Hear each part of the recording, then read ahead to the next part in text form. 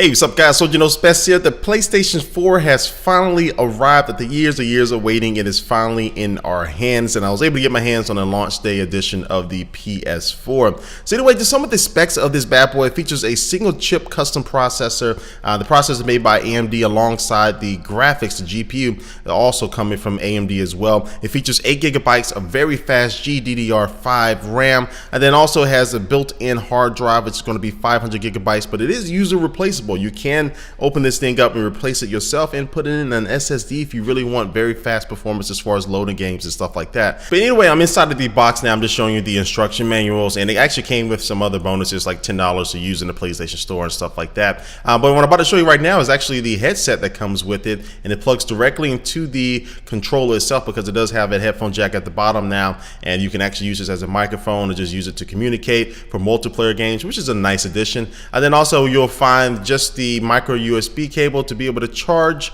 the controller via the PlayStation itself. Just plug it directly into the front, and then we just have the power cable. There's no power brick. All of that stuff is inside of the PS4, which is pretty much impressive because of the size of the PS4. And then right there was just the HDMI cable. Now take a look at the DualShock 4 controller. I did a comparison of this controller actually a couple weeks ago. I was able to get my hands on the controller, and so I went more in depth about it. And now I can just tell you that it's probably the best feeling controller, even though I haven't played a game with it yet. The best feeling controller, when I held it in my hand and just actually used it a little bit, it feels awesome. Sony did a really good job with the DualShock 4. And now I'm going to take the star of the show outside of the box and get it naked here by taking off all this protective stuff, get off this plastic, and really get our first look and hands-on with this new PS4 console. And I would tell you, it's not that heavy just from picking it up from what you will probably expect for basically a PC, a computer with a lot of power, a lot of stuff going on inside of it. And the PS4 does sport some very interesting angles with the design. I really like what Sony has done with this design. I mean,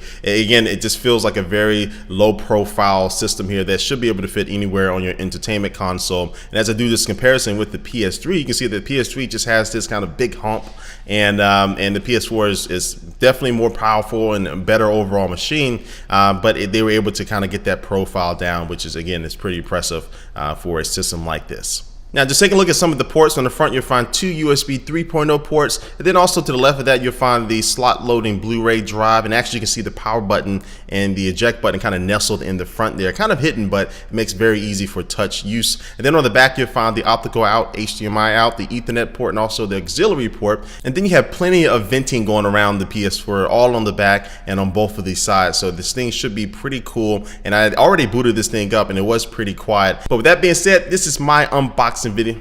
But with that being said, this has been my unboxing video of the PS4. Like always, leave your comment down below what you think about this particular video and also the PS4.